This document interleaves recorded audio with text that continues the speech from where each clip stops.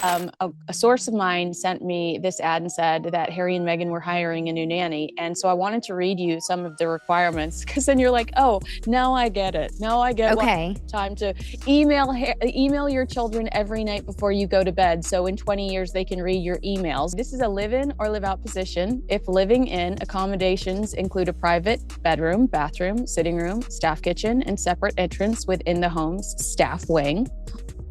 Wow. Staff wing. The role requires flexibility in domestic and international travel, including family holidays throughout the year. If you prefer to relocate to the Santa Barbara area, it's important to the family that you are within 20 minutes of the property. The nanny will assist with morning and evening routines, school drop-offs and pickups. Remember, Meghan said she liked doing that on Jamie Kern Lima. Because when you start out as an actor, and I say this as someone that came from this business, and I truly mean this. I don't mean this to attack Meghan in any way. I mean this as a casting director who has worked with so close with so many people as actors.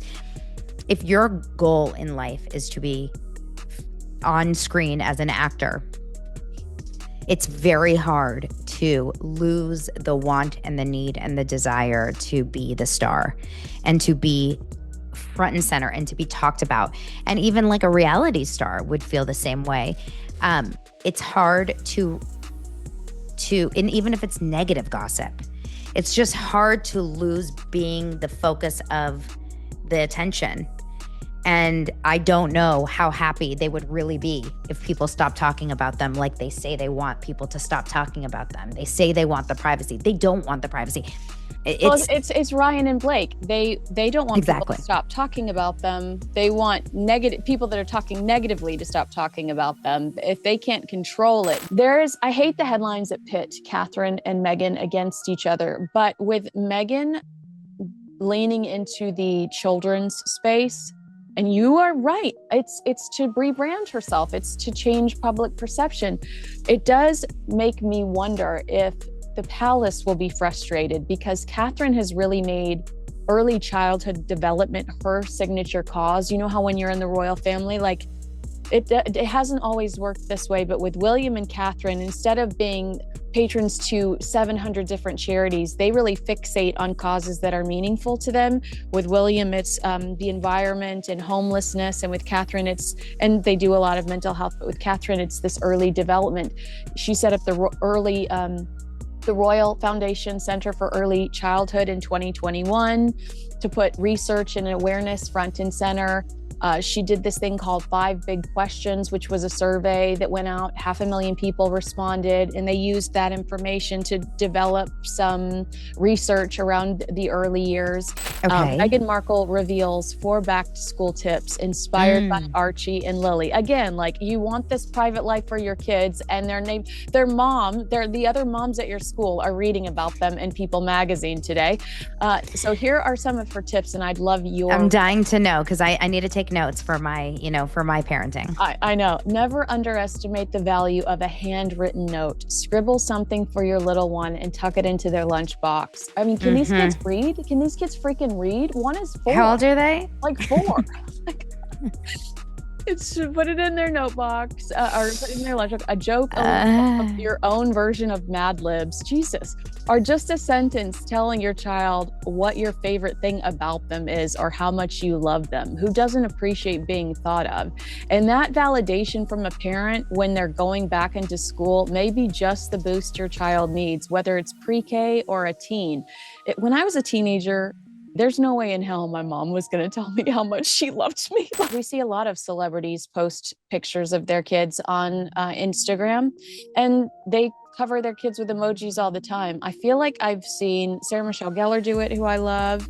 I know that Orlando Bloom has done it in the past. They wanted to cover Daisy Bloom's face, and I know he has a son as well. But Meghan Markle's getting some criticism from the Daily Beast.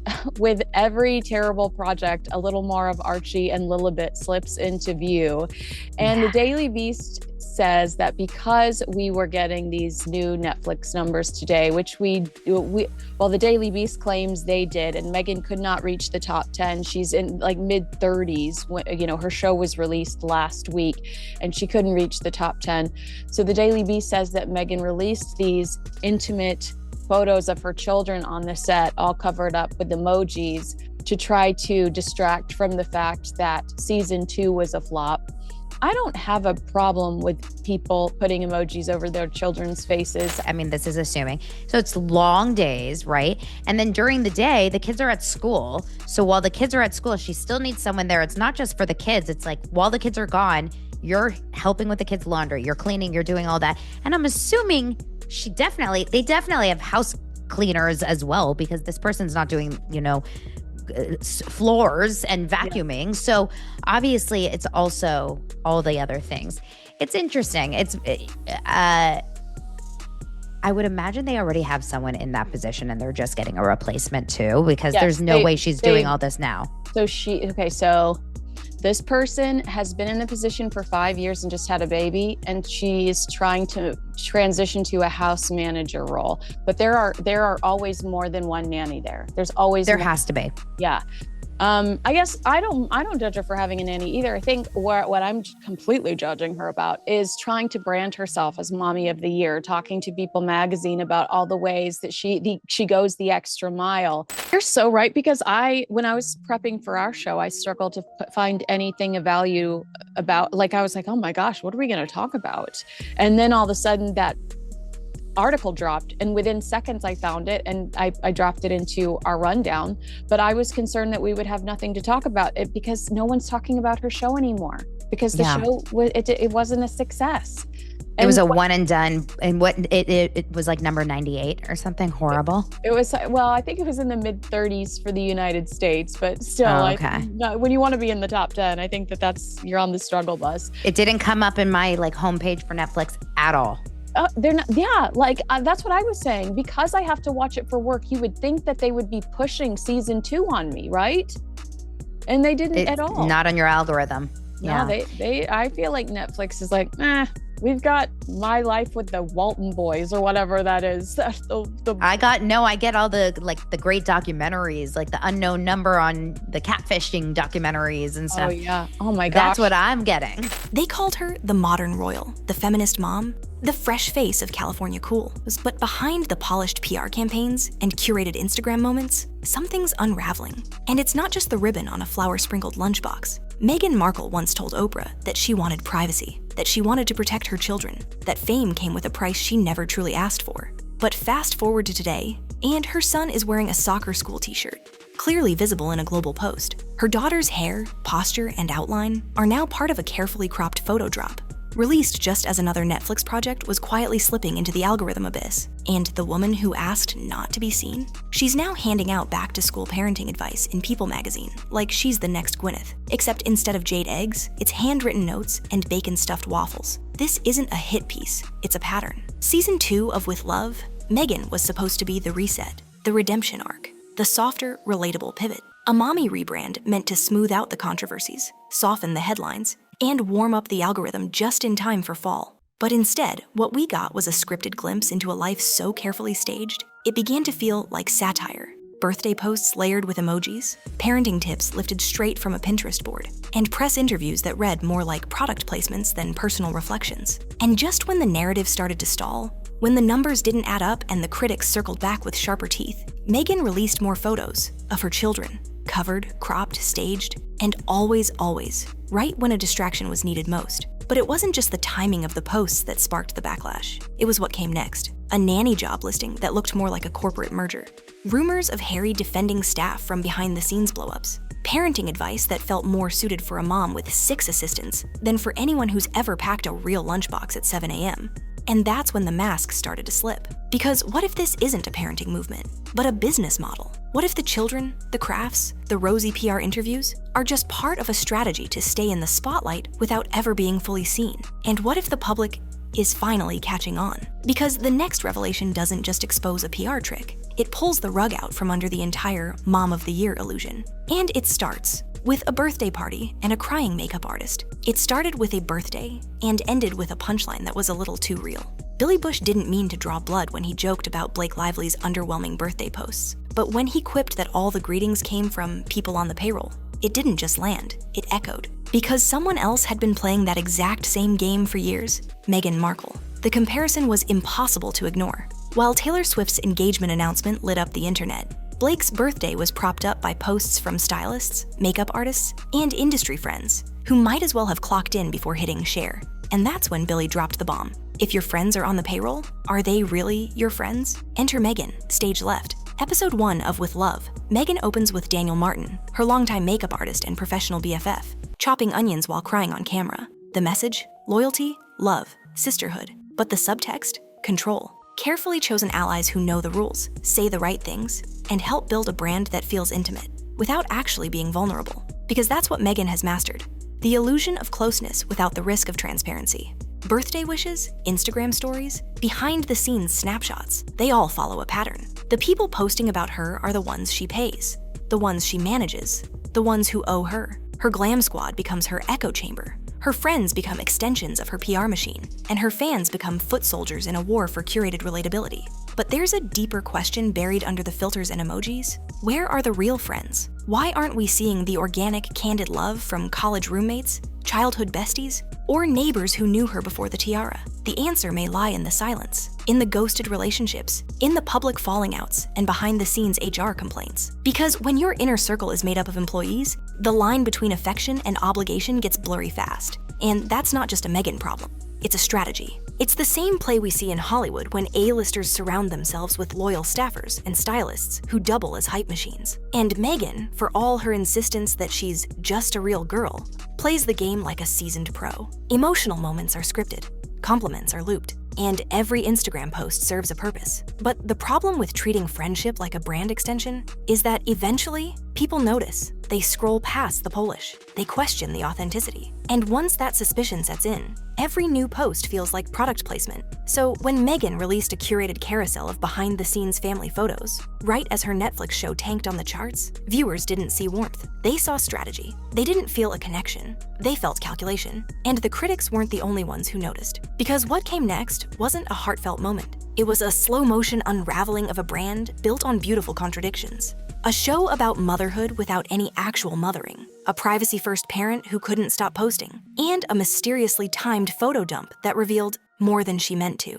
But it wasn't the emoji-covered faces that raised eyebrows. It was one tiny detail on Archie's shirt that would blow the whole illusion apart. Hollywood doesn't cancel its darlings, it protects them. And in Meghan Markle's case, that protection doesn't just come in the form of glowing magazine profiles or tightly edited documentaries. It comes from something much deeper, something more powerful, something untouchable: access. When Kinsey Schofield and Donna Bowling started pulling at the threads, it wasn't Meghan's Instagram feed or her parenting tips that revealed the truth. It was the silence, the stories that never got told, the scandals that mysteriously never made it into the coverage, the giant, missing puzzle pieces in every glossy Netflix-style documentary. And when you ask why, the answer is hiding in plain sight. Meghan is repped by one of the most powerful talent agencies in the world, the same one that reps Ryan Reynolds, William Morris Endeavor, WME. It's the same agency behind the mega deals, the Marvel contracts, the Disney partnerships, and yes, those tightly controlled streaming docuseries that mysteriously avoid asking hard questions. The same WME that represents not only Ryan Reynolds, but countless others with $1 billion box office reach and endless corporate tentacles, from Hulu to Sony to Disney and back again.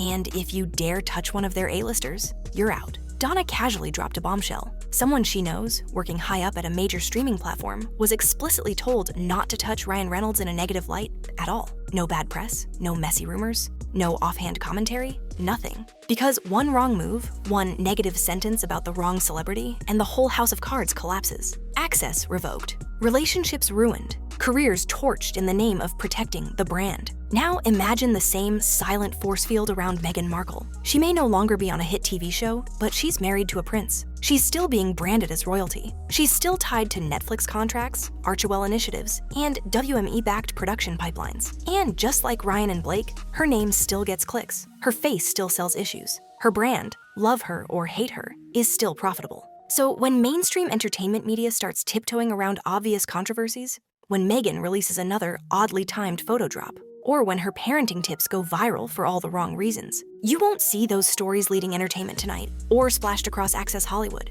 You'll see silence, polite indifference, or maybe a recycled puff piece about her jam. It's not because the stories aren't there, it's because the risk is. And that's what Kinsey and Donna were really getting at. It's not that Hollywood is fooled by Meghan's rebrand, it's that Hollywood is complicit in it. Because to expose the contradictions, the hypocrisy, the uncomfortable truths about her marriage, her children, or her workplace behavior would be to challenge a system that's built to shield its own. Instead, we get documentaries that carefully crop out the messy parts. We get podcasts that flatter instead of interrogate. We get fluff disguised as content and parenting tips disguised as PR damage control.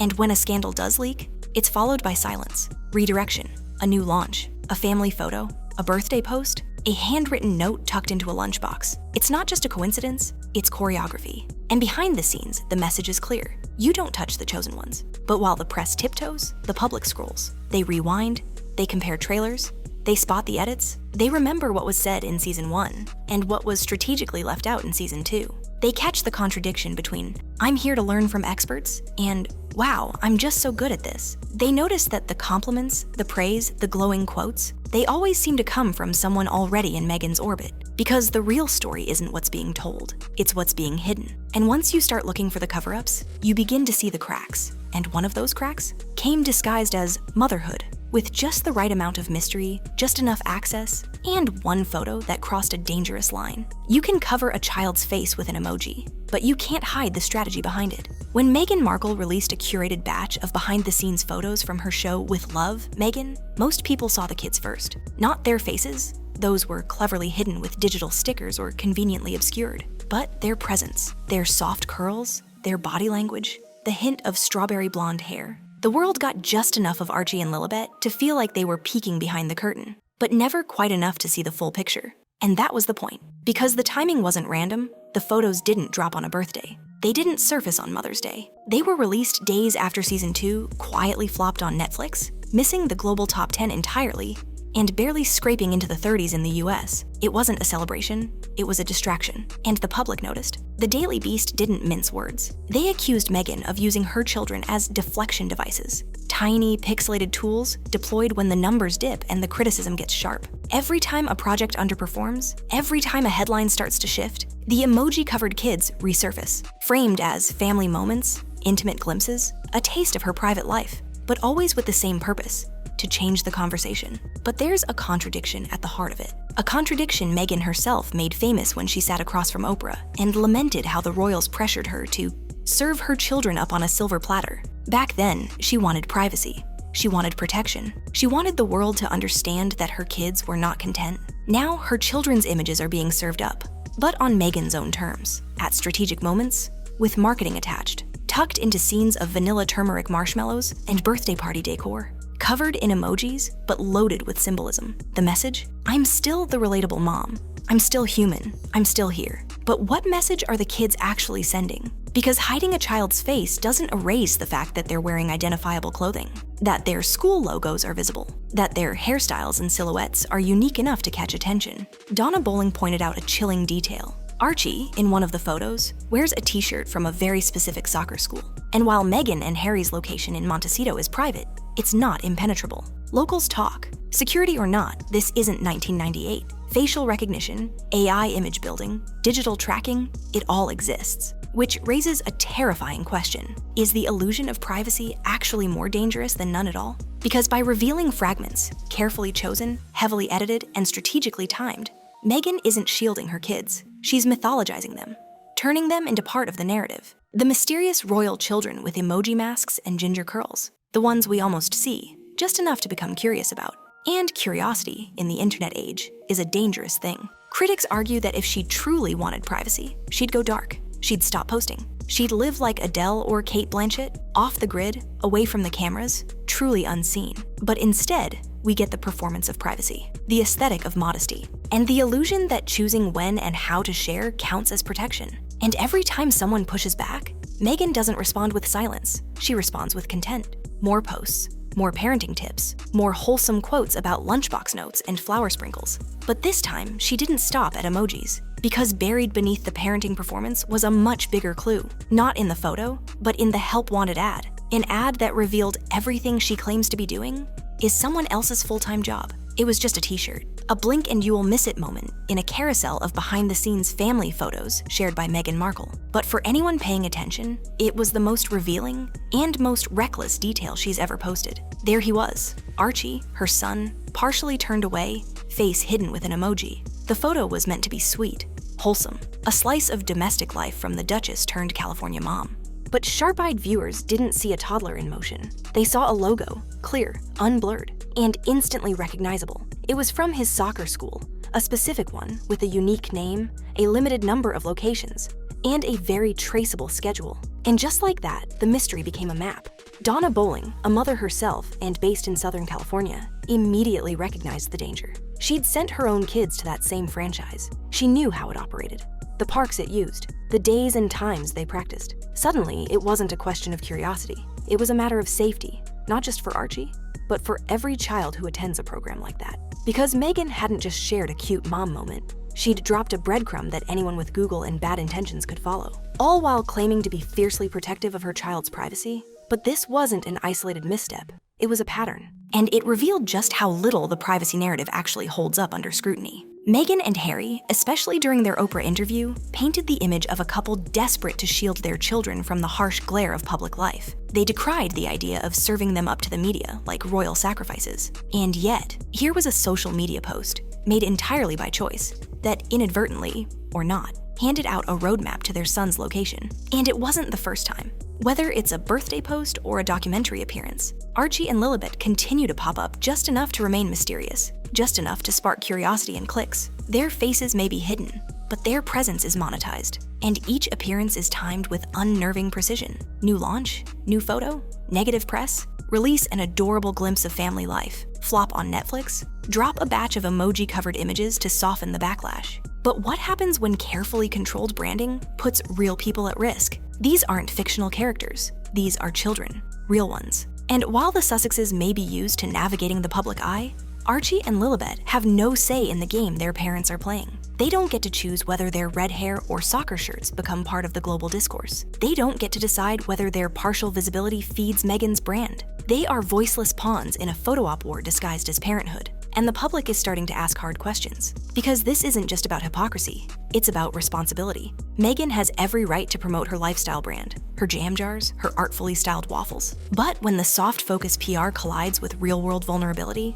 when details like a school logo make it into a 20 million follower post, it's no longer just curated content, it's a safety risk. And what makes it worse is the inconsistency. The children were fully visible in the Harry and Meghan Netflix docuseries, back when it was crucial to build sympathy and relatability, back when they were tiny and the audience needed to see them. But now that they've grown and curiosity has intensified, the glimpses have become cropped, blurred, concealed with stickers, while still being included just enough to trigger speculation. It's a weaponized mystery, controlled visibility, privacy used not to protect, but to create scarcity. And in a world obsessed with celebrity children, that scarcity has value. But if Meghan is busy curating soft mom content for People magazine, who's making the actual parenting decisions behind the scenes? Because as it turns out, she's not the only one raising the kids. And the nanny ad? It doesn't just explain the help, it rewrites the entire image of who's actually doing the mothering.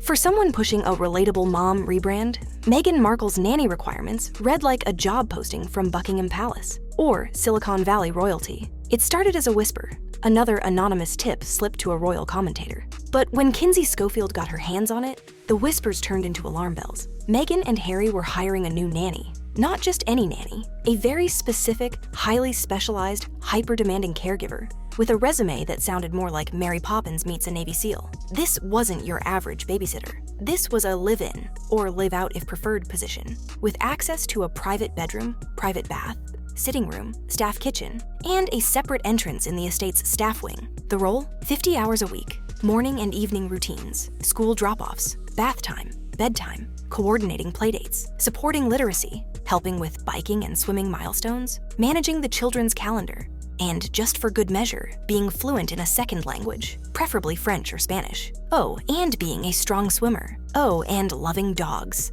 And did we mention having a genuine passion for childcare and a nurturing disposition capable of both structured engagement and emotional support? At this point, most moms reading the job description weren't nodding in admiration. They were laughing. Because while Meghan was busy telling People magazine about handwritten lunchbox notes and flour-sprinkled waffles, this ad made one thing abundantly clear. Someone else is doing the work. All of it. This wasn't support. This was full-time outsourcing. And not the kind of support most working parents rely on. Part-time childcare, maybe a school pickup, the occasional babysitter during a work dinner. No, this was Meghan offloading the very tasks she claims to adore in her interviews. The tender moments she writes about. The whimsical, Pinterest-perfect acts of intentional parenting she sprinkles into every PR push. The ad peeled back the curtain, and what it revealed was jarring. If Meghan really writes a daily note to Archie, who packs it into the lunchbox? If she's tucking stickers and surprise toys into backpacks, whose hands are actually doing the nestling? If she's planning family bonding,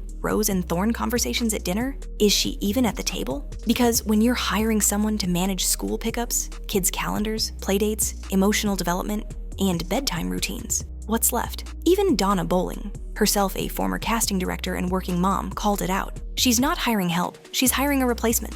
And the more you read the listing, the more it reads like a job description for an actual mother. Warmth, patience, creativity, structure, empathy, constant presence. And in the midst of this fantasy, Meghan is simultaneously branding herself as the ultimate hands-on parent. She tells people she scribbles handwritten notes, that she swaps sandwiches for waffles. She creates magical moments for her children between photo shoots and business meetings. But the Help Wanted ad tells a different story, a story of staff wings, of someone else managing the messy parts of parenting, while the Duchess does the fun parts on camera. And maybe that's the goal, to create an empire where she never has to be the bad guy, where tantrums, messes, and discipline happen behind closed doors, off-screen, handled by someone else. So when she appears on Netflix or People, or in carefully curated Instagram moments, she's always serene, always in control, always the best version of herself. But the nanny ad shattered the illusion. It turned soft-focus motherhood into hard logistics, and it raised a question that's been lingering for a while. If Meghan's not doing the parenting, who is she really performing for? Because as it turns out, this isn't just about nannies or parenting tips or Instagram posts. It's about narrative control. And in Meghan's world, there's only one person allowed to steer the story. But what happens when that control starts slipping? When even Harry won't play along with the fantasy? Behind every carefully curated image of domestic bliss lies a different kind of story. One that isn't posted, staged, or filtered. If you ask Meghan Markle, she's just a mom doing her best. A hands-on, note-writing, sprinkle-loving, soft parenting kind of woman trying to balance motherhood with media. But if you ask the people who've worked in her home, a very different picture starts to emerge. And it's one Harry may not even fully see. Kinsey Schofield didn't just stumble onto a nanny job listing. She got something much rarer. Access to insider testimony. A source who had been inside the house. Someone who had witnessed the operation up close. And what that source described wasn't the sweet, glowing version of Mommy Meghan the public gets. It was controlled, cold, and at times dehumanizing. She would never misbehave around Harry, the source said plainly. That one sentence opened the door to a darker dynamic. It suggested there are two Meghans, the one who performs for public approval, and the one staff members quietly warn each other about. Because, according to that insider, Harry wasn't just a husband. He was a buffer, a shield, a protector. Not for Meghan, but for the staff. Anytime she got too sharp, too critical, too dismissive of those working under her, Harry stepped in. He would defend the team. He'd push back. And eventually, Meghan learned to adapt, not by softening her tone, but by adjusting her timing. Criticism, complaints, and microaggressions were saved for when Harry wasn't in the room. She didn't stop. She got smarter. And the staff, they noticed. They always do. In homes like this, palatial, high security, high status, there's an entire subculture of employees who trade notes behind closed doors. Nannies, housekeepers, assistants, drivers, the staff whisper network. And Meghan's name, it has traveled. Donna Bowling shared that even in Meghan's own neighborhood, Santa Barbara's elite enclaves, locals have started to talk. At school events, it's not Meghan who's seen laughing with other parents or sitting casually on the sidelines. It's Harry, friendly, engaged, present, not performing for cameras, but actually connecting. Meghan, on the other hand, is standoffish, cold, like she's allergic to normal people, one insider said off the record. And here's where the narrative really fractures. Because while Meghan's public brand hinges on warmth, relatability, and self-aware feminism, the behind-the-scenes version of her is starting to sound eerily familiar to a long list of celebs who built empires on empathy and relatability. while quietly mistreating the very people who made it all possible. And Harry? He's caught in the middle. According to sources, he's aware. He's not oblivious. He defends the staff, tries to soften tensions, and keeps the peace behind closed doors. But even that reveals something deeper, something quietly tragic. Because if Harry feels the need to step in, then he knows. He sees the difference between the public persona and the private reality. And that leads to an uncomfortable possibility. What if the prince who gave Meghan her dream life is now just another piece of the brand she's protecting? While she rebrands as Mommy of the Year, Harry's the one doing the real parenting at soccer games. While she gives quotes to people, Harry's the one quietly making sure the help is treated like humans. And while Meghan posts cropped photos and handwritten notes, Harry's presence is the only thing keeping the house from cracking under its own weight. Because you can curate content, you can filter photos, you can stage emotion, but you can't fake kindness, not forever. And the longer the staff whisper network hums beneath the surface, the louder the truth becomes. And once people start listening, it's not just Meghan's mom brand at risk, it's the entire fantasy of the Sussex lifestyle. But Meghan had one last card to play, a parenting advice column so impossibly curated, even her fans started to cringe. There's aspirational, and then there's delusional. When People magazine dropped Meghan Markle's back-to-school tips inspired by Archie and Lilibet, the reaction wasn't admiration. It was confusion, followed by collective eye rolls, and finally, laughter. Not the kind you hope for, the kind you get when someone tries too hard to seem relatable, and ends up sounding like they've never packed a real lunch in their life. The article was supposed to be heartfelt, wholesome, a soft re-entry into the public's good graces after season 2 of With Love. Meghan fizzled out. But what it became was something else entirely. A glossy, overproduced list of parenting advice that felt like it was written by a Pinterest mom on a sugar high, or a publicist with a deadline. Tip number 1, leave handwritten notes in your kids' lunchboxes. That's fine, sweet even, until you realize her kids are 4 and 2, and may not be able to read. But according to Meghan, scribbling a Mad Lib style message, or your favorite thing about them, is the kind of emotional boost every child needs at lunchtime. Except real parents reading the article weren't nodding along. They were asking the obvious question, who has time for this? Donna Bowling, a mom herself, didn't hold back. Maybe she's got time, she joked, while someone else is dressing the kids, folding their laundry, prepping their meals, and coordinating their playdates. And that's just it. These aren't tips from a working mom balancing a full schedule. These are tips from someone with a staff, pretending she's in the trenches with the rest of us. And it gets worse. Tip number 2, nestle a sweet surprise in their backpack. Meghan suggests things like stickers, family photos, or even, yes, a Cracker Jack trinket. And the way she phrases it? A little nod to the first week back. As if parents across America aren't drowning in back-to-school chaos, Target supply runs, missed buses, and uncooperative toddlers who think socks are a violation of human rights. Then comes the kicker. Tip 3, swap the sandwich for pancakes. Because nothing says realistic parenting like sending your kid to school with frozen waffles, hard-boiled eggs, bacon, jam, of course, and flour sprinkles in a bento box. That's not lunch. That's a BuzzFeed parody. And finally, tip number 4, rose and thorn conversations at dinner. A nightly family reflection where everyone shares the high and low points of their day in case your 4-year-old didn't already give you one-word answers like fine and snack. It's not that these ideas are bad. It's that they feel fake, contrived, like they were dreamed up in a marketing meeting designed to pivot Meghan into the mommy market without actually requiring her to do any of the messy parts of parenting. The handwriting, the dirty lunchboxes, the forgotten permission slips, the emotional meltdowns in carpool lines, the actual parenting, and the irony. These tips drop at the same time as reports of Meghan's intensive nanny search, a 50-hour-a-week job with expectations that include literacy coaching, emotional development support, calendar management, and yes, helping with bath time and bedtime. But sure, tell us again about those handwritten notes. The dissonance is deafening, because this isn't just a misread of the room, it's a calculated attempt to rebrand, to pivot from failed media mogul to Pinterest perfect supermom, except the execution is so wildly out of touch, it only widens the gap between Meghan and the average parent. And worse, it backfires. Because nothing highlights a disconnect more than a rich woman pretending to struggle alongside you, while her staff handles the struggle off camera. Even Donna and Kinsey couldn't hide their frustration. This isn't advice, they said. It's performance. A desperate attempt to craft an image that feels warm and domestic, but with none of the grit that makes motherhood real.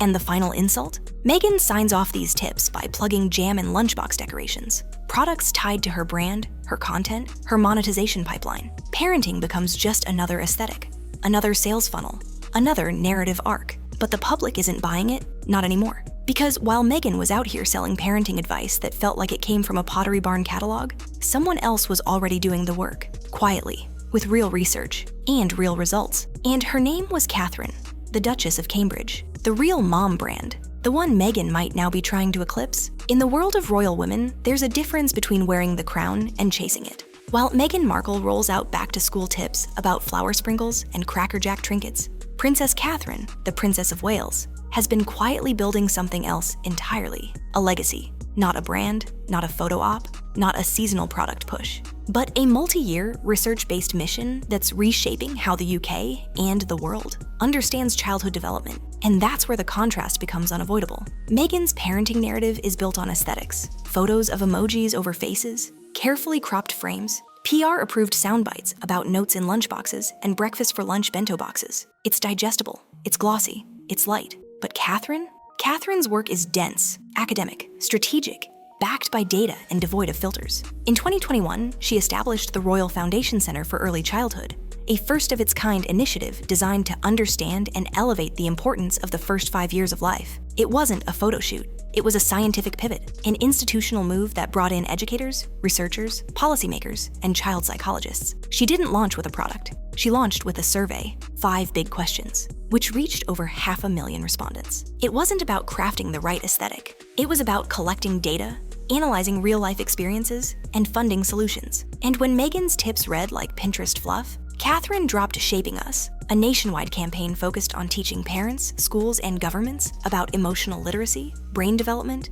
and long-term social outcomes tied to early childhood. One is a brand pivot. The other is a public health initiative. One asks, what can I sell you that feels maternal? The other asks, what can we build that helps children thrive? Even the partnerships tell the story. While Meghan's affiliations seem to drift between Netflix deals, jam jars, and personal stylists turned friends, Catherine's collaborators include IKEA, Lego, mental health foundations, and entire academic departments. And yet, the timing of Meghan's mommy rebrand feels suspiciously strategic. Right as with Love, Meghan tanks in the Netflix rankings, and Archewell content flounders in the public interest, Meghan leans harder into motherhood. She releases back-to-school parenting columns. She posts new photos of her kids. She gives interviews to people. And suddenly, her children, once fiercely guarded under the banner of privacy, are back in the conversation. It doesn't feel like protection. It feels like positioning. Because Meghan knows what Catherine's been building, she sees the headlines. She hears the comparisons. And she understands that if she wants public favor back, the mom brand is her only card left to play. But the problem? Meghan's version doesn't stand up to scrutiny. It's style over substance, packaging without the product. Catherine isn't selling a vibe.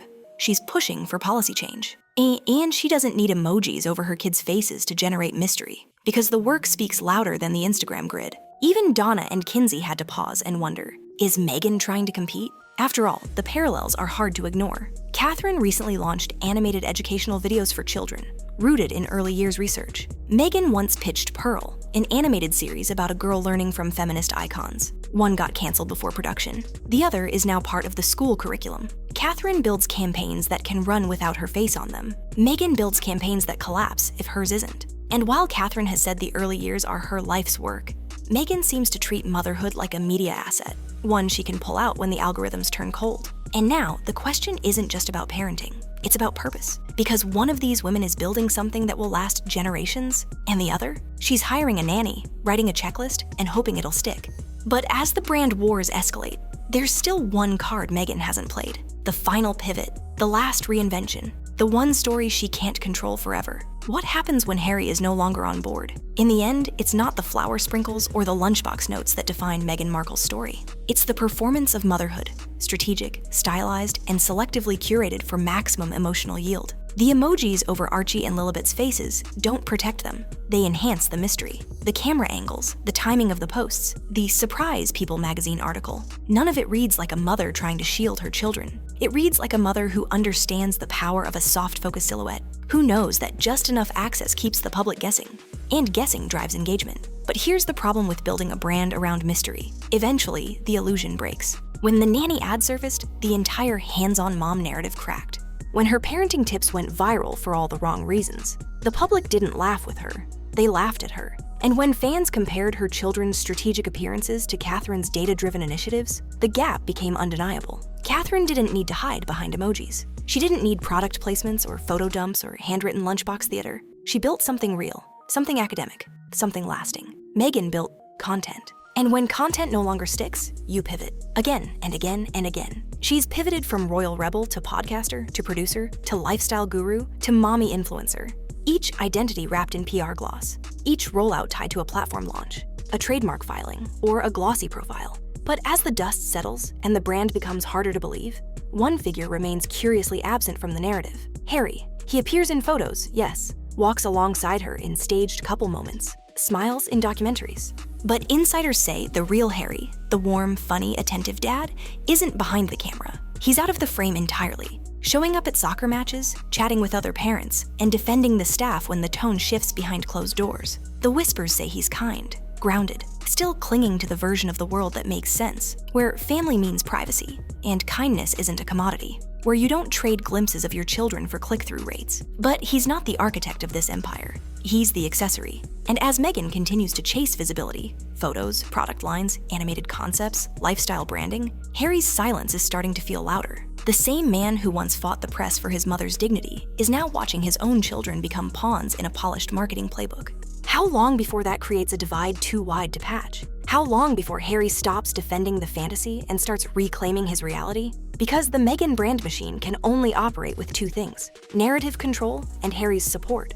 Lose either, and the illusion fades. And when it does, the public won't just question the sprinkles or the stickers or the PR tips. They'll ask a much harder question. Who was this really for? Was it ever about parenting? Was it ever about privacy? Or was it always, from Oprah to Netflix to People magazine, about keeping Meghan Markle at the center of a story that no longer wants her? The brand may say, "With love, Meghan," but the reality, that love looks an awful lot like leverage. And as the curtain begins to fall, one thing becomes painfully clear. There is no crown at the end of this script, only a spotlight that's starting to flicker.